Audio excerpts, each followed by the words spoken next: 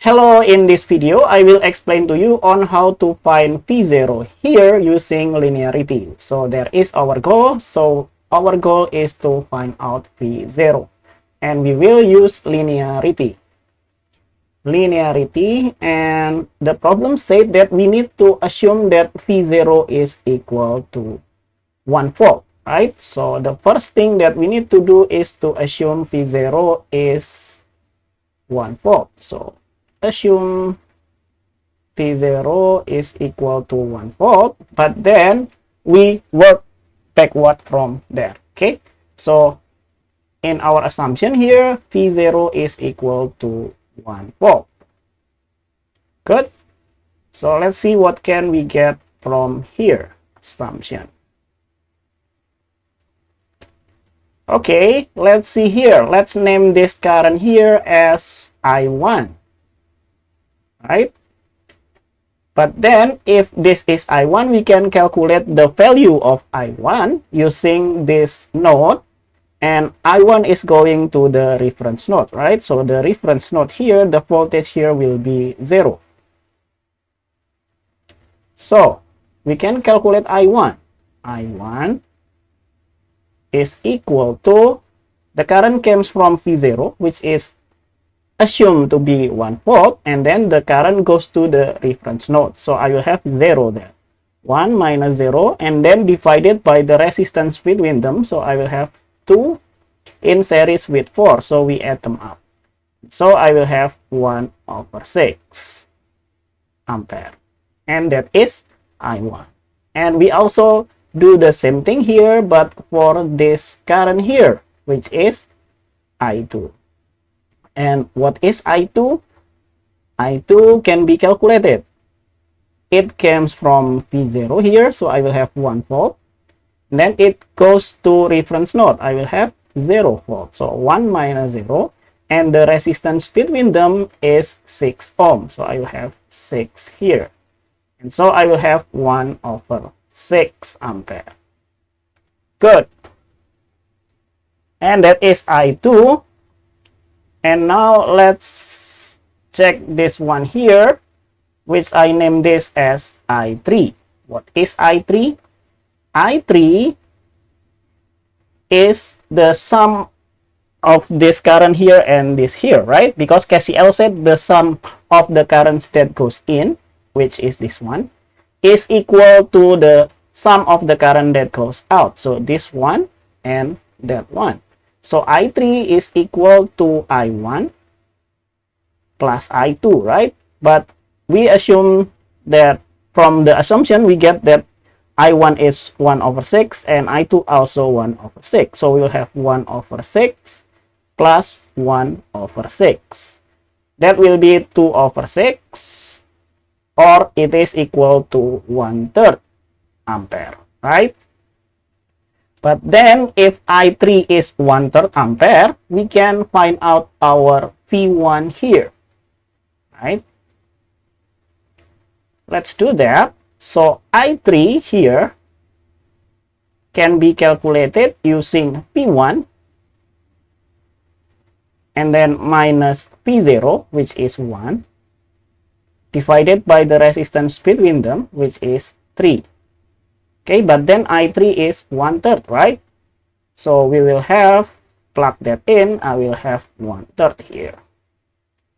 1/3. Okay, we can multiply both sides here by 3.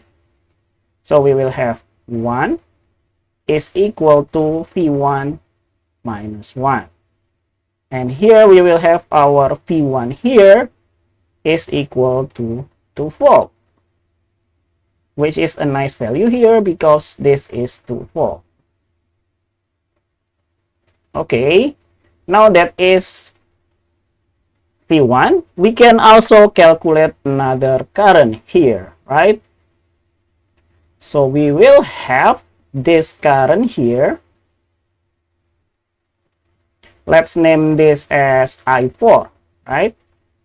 If we name this I4, we can have that I4 is equal to V1 minus 0. So I will have 2 minus 0 divided by the resistance between them, which is 6. So I will have 2 over 6, 2 over 6. And we have 1 over 3 ampere. Good, that is I4. And now we can calculate I5, right? And then if we calculate I5, how to do that? I5 is equal to, what is I5? I5 is the current that goes into V1, and that means that will equal to the current that goes out. So this one and that one. So I5 is I3 plus I4. 3 plus I4. But then I3 is 1/3. And then I4 is also 1/3, right? So I will have 2 over 3 ampere. Good.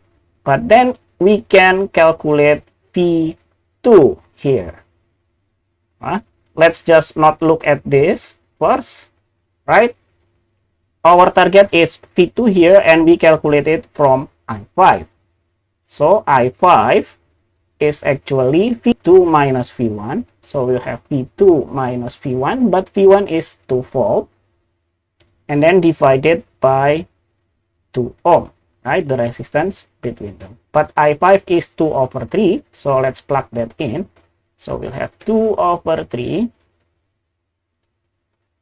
And we can multiply both sides here by 6, I think. So I will have 4 on the left-hand side. And on the right-hand side, I will have 2 and 6 will cancel into 3. So I will have 3V2. And then minus 6. Yeah, minus 6. Or here we will have 3V2. That will equal to 10. And so we will have V2 here is 10 over 3 volt. Good. Now let's see what can we get from here. So we will have this one here, 10 over 3 volt. Right? Okay, now we have all the value that is assumed when V0 is equal to 1 volt. Okay, what can we infer from this? Okay, in the assumption, we know that V2 is 10 over 3, but that should be the value of the V source, right? So we'll have V source here is actually 10 over 3 volt. This is our assumption here from V0 is equal to 1 volt. Right? That is V source. But then when this is 10 over 3 volt, the value of V0, the output, that will be 1 volt. Right? And then what is the actual value of this voltage source? So we have our actual value. So we will have V source is equal to 15 volt. Right? And then we will have V0 here is equal to what volt? That is the question. We can simply use a ratio for this. So to find out what is V0, we can have this one here, 15. So let's calculate that. So what is V0? V0 is equal to 15 and then divided by what is known here, 10 over 3. So we will have 10 over 3. And then multiplied here by this value here, which is 1 volt. So we will have 1 volt here. And so we can get, I think we can rewrite this as 15 multiplied by 3 divided by 10 multiplied by 15 times 3 is 45. 45 times 1 is still 45. And divided by 10, so we will have V0 here is equal to 4.5 volt. Right? And I think that is the final value of this problem.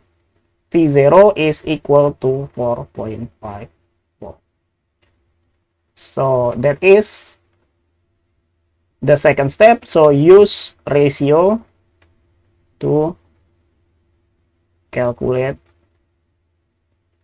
actual value.